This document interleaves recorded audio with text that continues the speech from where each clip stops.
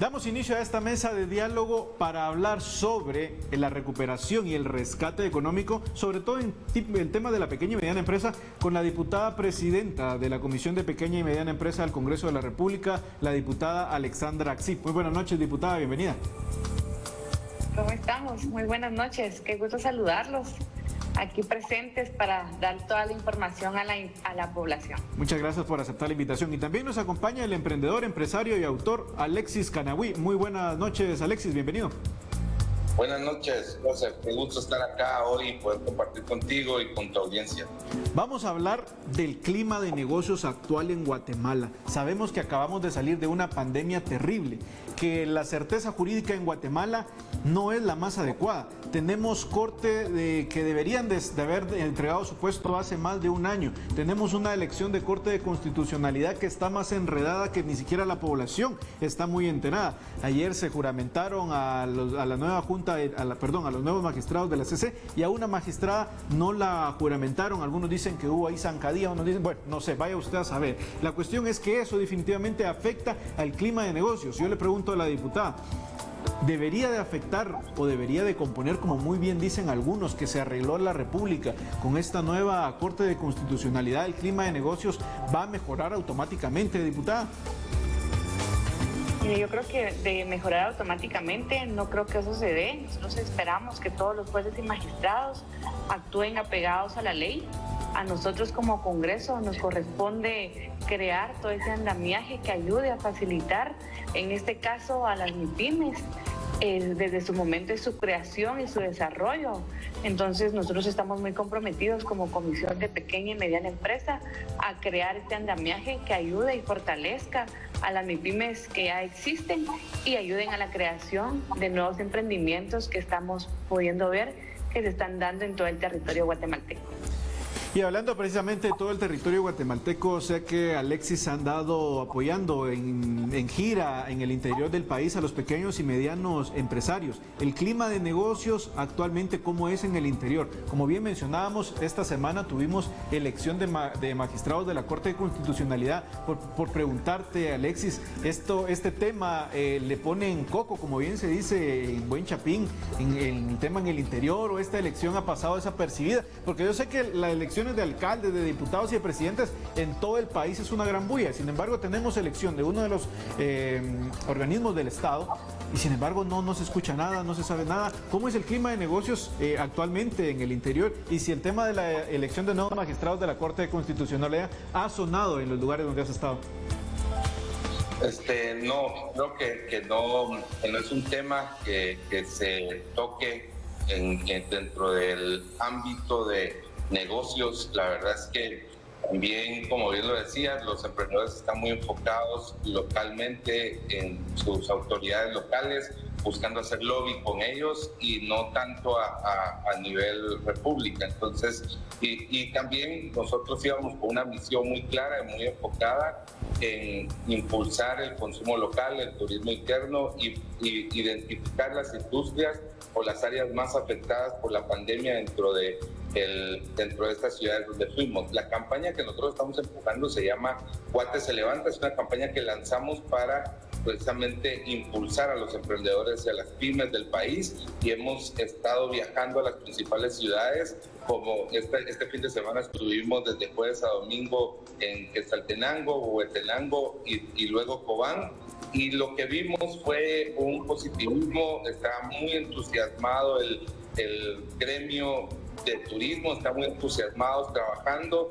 Obviamente han estado buscando reinventarse, que esta es una palabra muy común dentro de los empresarios emprendedores, cómo reinventarse para adaptarse a una situación como esta que estamos viviendo, en la que estamos viviendo cambios permanentes, en las que estamos probablemente no podemos planificar a largo plazo, pero sí podemos hacer planes a corto plazo y buscar que nuestros negocios se mantengan a flote. Creo que hay entusiasmo, pero también hay un poco de incertidumbre en qué va a pasar. No se sabe qué va a suceder a un corto o mediano plazo. Hay mucha incertidumbre si el país va a mantenerse con la apertura que ha tenido o si van a haber cierres. Esta es una de las preocupaciones más fuertes en el interior que hemos notado de qué va a pasar en el futuro. Obviamente el interior, algo que puedo decir es que se sienten abandonados por el gobierno central, que se sienten abandonados por las iniciativas que se dan únicamente en la ciudad.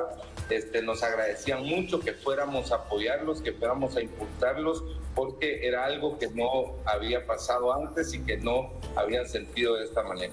Tuvieron varios proyectos de parte del gobierno central para el apoyo de la pequeña y mediana empresa, la protección del empleo y algunos otros bonos que se pudieran dar. Sin embargo, en el interior del país, bien lo mencionaba Alexis, estos proyectos no llegaron, no alcanzaron. Si no alcanzaron en la ciudad de Guatemala, pues en el interior del país más complicado. ¿Qué proyectos están trabajando, diputada, desde la Comisión de Pequeña y Mediana Empresa para darle a esta gente que nos está viendo, a estas personas que bien ha impulsado de las iniciativas como la de Alexis, para este rescate y esta recuperación económica?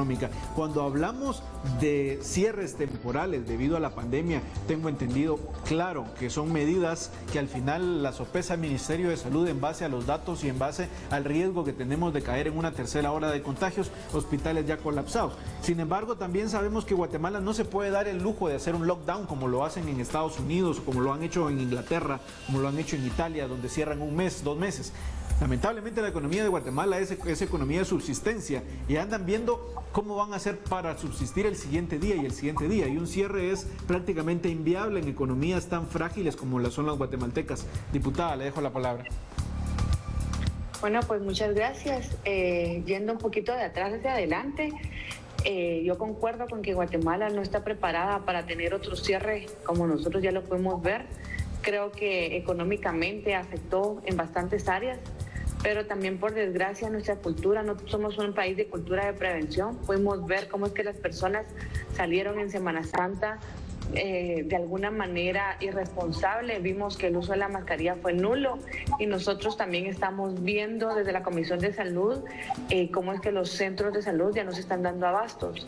Entonces, aprovecho también este espacio para hacerle un llamado a las personas que por favor que tengamos responsabilidad en nuestras acciones, tratémonos de cuidar porque como bien lo dijiste, no estamos preparados para otro cierre. Nosotros desde Comisión tenemos 3 grandes proyectos para el apoyo a las MIPYMES.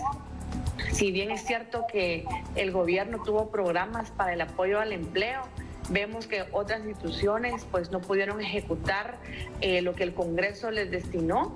Desde el Congreso nosotros aprobamos el uso de 400 millones para préstamos para las MIPYMES, ya que nosotros pudimos observar que un gran problema de las MIPYMES era que se tenía la idea, se tenía la inversión, pero no había un recurso económico que los ayudara. Cuando las MIPYMES se acercaban a los bancos, los requisitos eran excesivos y no los podían cumplir. Entonces nosotros desde el Congreso creamos este bono de ayuda para las MIPYMES de 400 millones, pero aún no se ha podido ejecutar por parte del Ministerio de Economía, por lo cual la Comisión también presentará enmiendas necesarias para que estos fondos se puedan utilizar mediante CHN, que vimos que tuvo una buena ejecución en los créditos el año pasado, y con eso nosotros esperamos aliviar un poquito pues esa falta, esa inyección de capital que necesitan las MIPYMES. Les quiero compartir que nosotros también estamos en análisis de la iniciativa La 58 y 54, la cual trata de fortalecer a las MIPYMES y como bien lo mencionaron, todos los departamentos, en los departamentos pues se sienten muy solos, hay un vacío en cuanto a ayuda y esta iniciativa lo que trata es de crear ventanillas de atención para las MIPYMES, desde su creación hasta su cierre. Queremos acercar todos los beneficios en estas ventanillas, ya que vemos cómo desde Petén algún emprendimiento tiene que venir aquí hasta la ciudad capital para una licencia de manejo de alimentos, para una licencia de creación de algún producto. Entonces vemos que ahí hay un precio que es agregado al final, al consumidor final, y eso es lo que nosotros queremos evitar que se dé, ¿verdad? Queremos entonces crear estas ventanillas que estarían funcionando en todas las cabeceras municipales.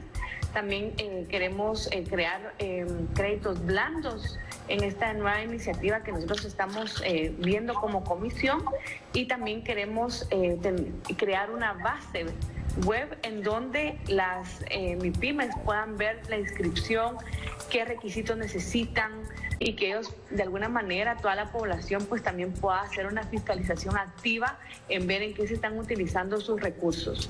También nosotros como bancada del partido IVA estuvimos presentando la ley de fortalecimiento al sector agricultor, porque vemos que el sector agricultor está totalmente en un abandono, es un sector muy grande.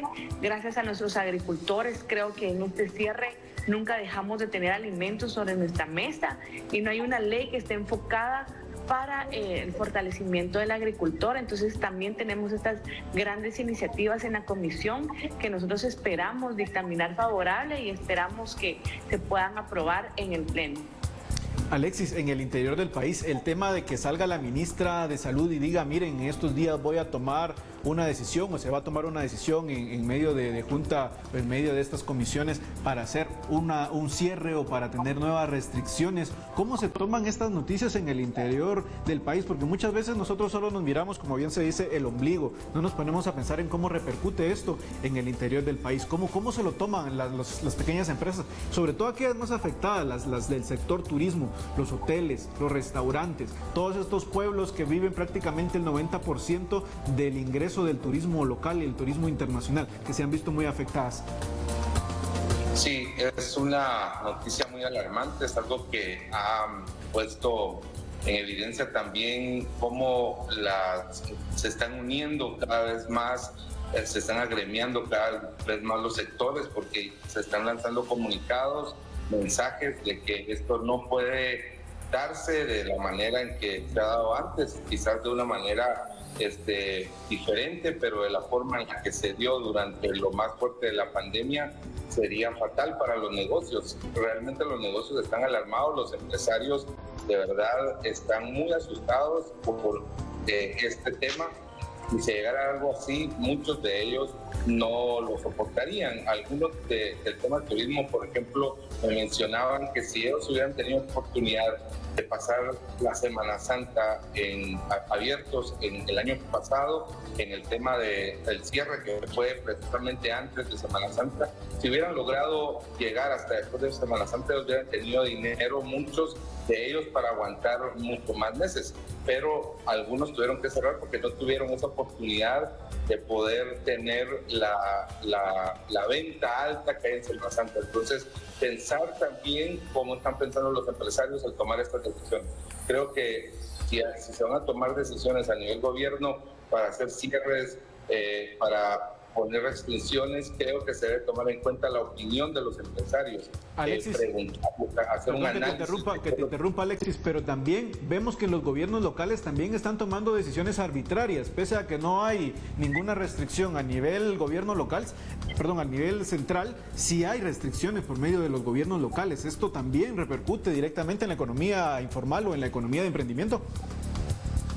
Por supuesto que esas decisiones van a golpear la economía, van a golpear a los emprendedores. Y lo que he escuchado y lo que escuché en el interior es que muchas de estas decisiones no son consensuadas con los empresarios, o sea, son tomadas con la información que viene del gobierno central, con la información que ellos tienen a la mano, pero no se utiliza el consenso de buscar la opinión de los empresarios. Muchas veces estas decisiones no están tomadas ni alineadas a cómo va a afectar la economía. Únicamente algo que también es importante, obviamente, resguardar la vida y la salud, pero también hay que consensuar con el tema de empresarios, que hoy creo que es vital porque la economía ya no aguantaría un golpe fuerte.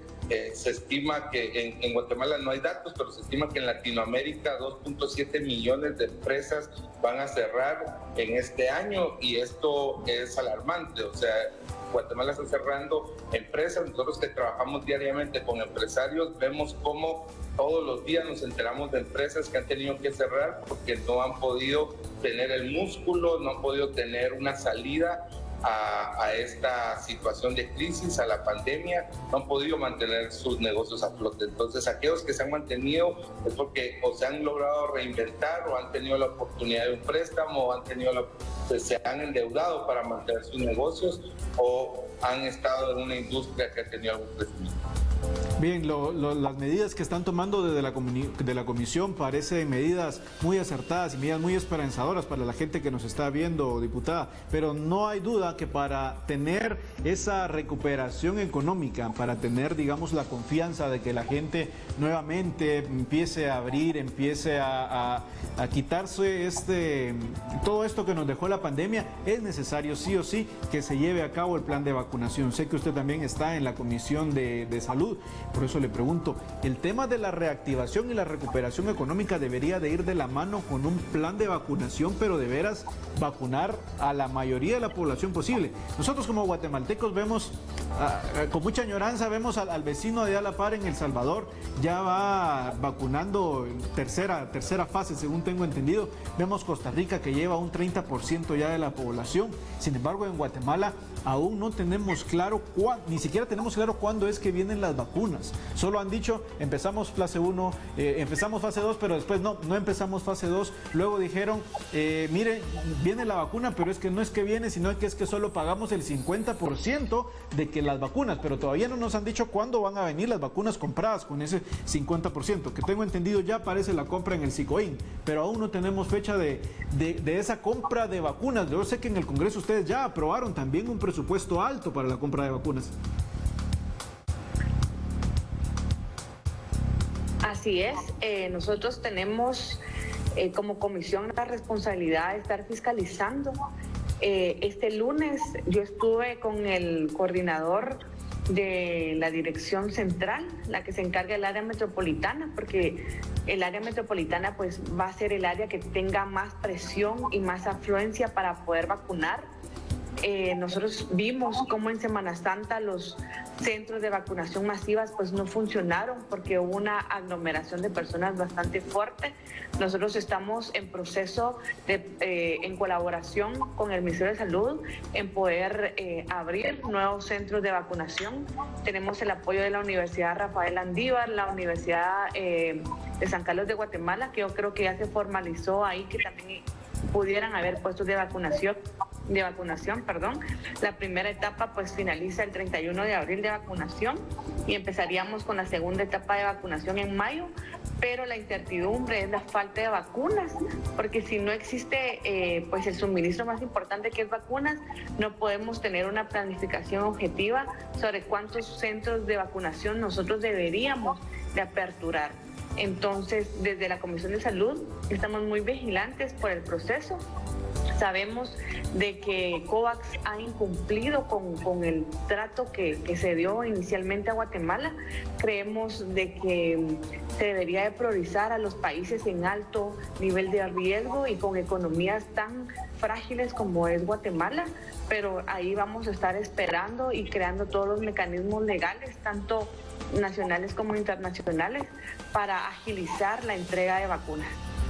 Bien, vamos a ir al primer corte de la noche y regresamos con el segmento acierto o desacierto.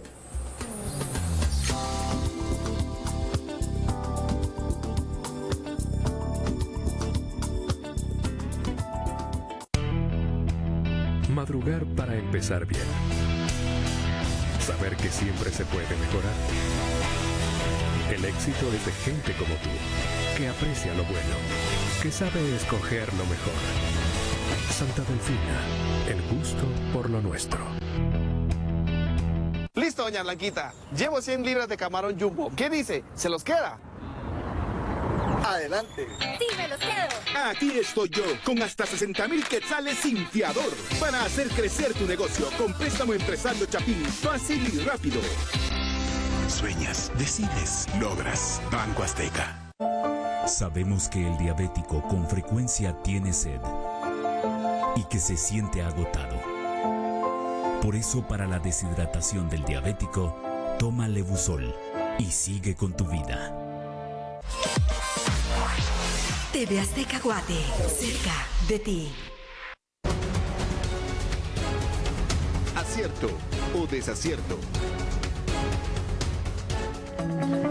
Continuamos en este su programa En Contraste, hablando sobre la falta de certeza jurídica, sobre la recuperación económica para la pequeña y mediana empresa. Para eso nos acompaña Alexis Canahui, empresario y emprendedor, y la diputada presidenta de la Comisión de Pequeña y Mediana Empresa del Congreso, la diputada Alexandra Axip. Vamos a dar inicio al segmento Acierto o Desacierto, y es con algunas iniciativas que se están llevando en el Congreso de la República para la recuperación económica. Y una de ellas, la más conocida o las que más ha estado sonando, es la famosa ley antitrámites. La ley antitrámites pues vendría a solucionar mucho de la burocracia que se tiene en muchas de las instituciones del Estado, sobre todo dándole ese plus del tema tecnológico para facilitar muchos procesos. Pensar que esta ley antitrámites puede servir para la recuperación económica a mediano o corto plazo, ¿sería un acierto o un desacierto, diputada Alexandra? Sería un acierto porque vemos la necesidad de que el país también tenga que utilizar las herramientas, las nuevas herramientas en informática. Eso vendría bastante a eliminar los plazos burocráticos que nosotros tenemos en el Estado. Alexis, la misma pregunta, el tema de la ley antitrámites. Por ejemplo, acaba de sacar la SAT una aplicación de factura electrónica, muy buena la aplicación, yo la he usado y hago la factura de una vez en el teléfono y de una vez la envío. O sea, es necesario una actualización tecnológica, una transformación tecnológica en el tema gubernamental. ¿Cómo ves el tema de la ley antitrámites? ¿Un acierto o un desacierto? Para mí es un acierto, porque es un paso que nos lleva a tecnificar el tema de los trámites y de toda esa burocracia que seguía siendo todavía engorrosa y personal. Creo que países que han desarrollado sistemas de emprendimiento han tecnificado todos sus procesos, entonces hay que impulsar la tecnología en el tema de trámites.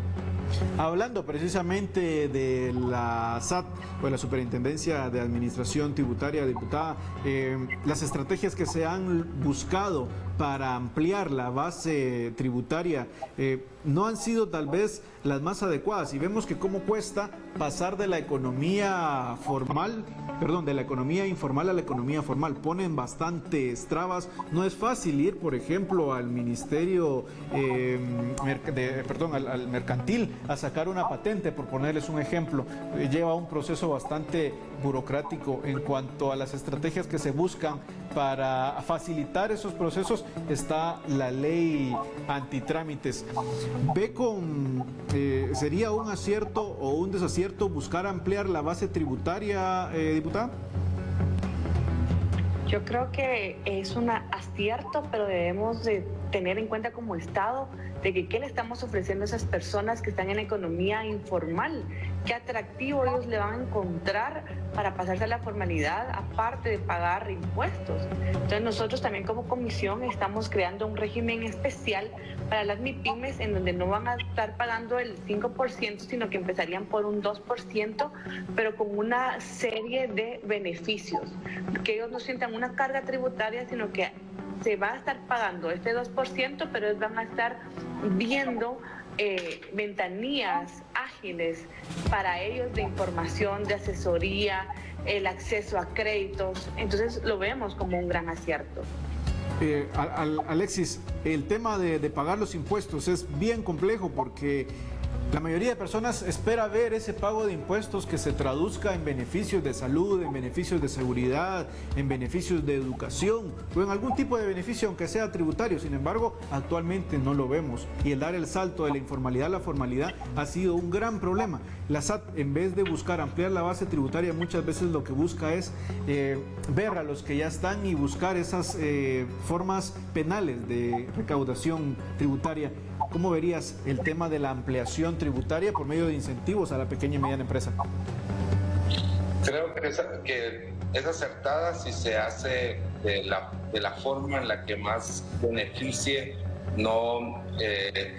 que beneficie al emprendedor, que beneficie al empresario, que beneficie a aquel trabajador informal, emprendedor informal que no ha dado el paso a la formalidad, porque abrir una empresa es caro. Muchas veces abrir una empresa es más caro de lo que ellos ganan en un mes, el tema de pagar impuestos no debería ser el mismo para una gran empresa que está abriendo un nuevo negocio que para un emprendedor informal que quiere formalizarse. Creo que el pago de impuestos debería de ser diferente, debería de ser toda una estrategia que sea accesible, porque hay una ley de una sociedad de emprendimiento, hay una ley de emprendimiento activa que no ha sido de tanto beneficio porque tiene un montón de trabas que no deja que el emprendedor pueda formalizarse.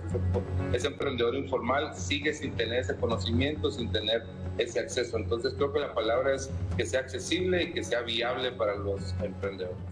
Vamos a las conclusiones sobre la falta de certeza jurídica y su incidencia en el clima de negocios. Iniciamos con Alexis.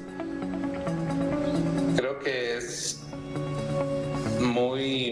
algo muy importante que debe de mejorar no solo para el tema de inversión extranjera, sino también para la aceleración de negocios, porque muchos negocios no logran crecer porque no tienen esa certeza de poder abrir otros locales, de poder ampliarse, o el gasto es muy alto para cada uno de los locales porque tienen que pagar su propia seguridad, tienen que poner cámaras en todos lados, tienen este tema de la seguridad es un tema que se toca mucho dentro del medio de negocios, es algo que durante mucho tiempo ha sido una espina en el zapato de los emprendedores y que ha pasado a ser ya parte de abrir un negocio. Un negocio hoy tiene que tener un presupuesto muy alto para su propia seguridad y es algo que el gobierno no nos garantiza y no nos está facilitando y dando, y que creo que es algo que debe de ponerse la atención, que por supuesto también ha quedado en el olvido, no es algo que se esté tocando frecuentemente, no es, como decías, ya llevamos muchos años en esto, las extorsiones, el tema de las extorsiones es un tema que todos hablan y que no pasa solo en lugares aledaños a los cascos urbanos, pasa en las ciudades, en la metrópoli, pasa en la zona 10, entonces creo que es algo que debe ponerse mucha atención, porque es un peso que cargamos también los empresarios y emprendedores. Rápidamente, diputada, sus conclusiones sobre